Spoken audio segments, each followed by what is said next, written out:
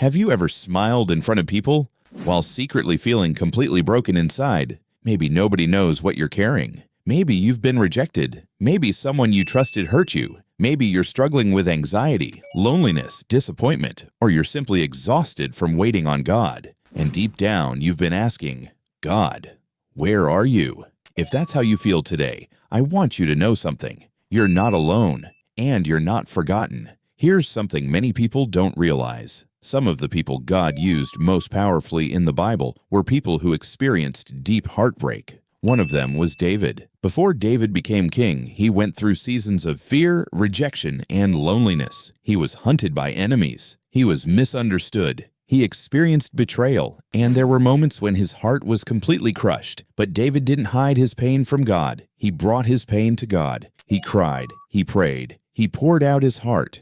And in the middle of all that pain, David discovered something beautiful. God stays close to broken people.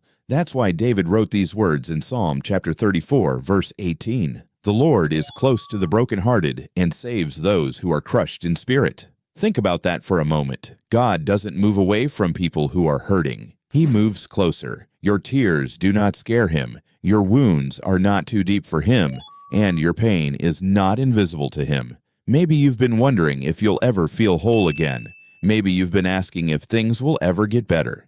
The answer is yes, because God is still a healer. Sometimes he heals instantly. Sometimes he heals slowly, but he always heals with love. And even when you cannot see it, God is working in places that only he can reach. So what does this mean for you today? It means your heartbreak is not the end of your story. The rejection you experienced does not define you. The disappointment you're carrying will not last forever. And the pain you're feeling today is not greater than God's ability to heal. In fact, some of God's greatest work happens in broken places. So if your heart is hurting right now, don't give up.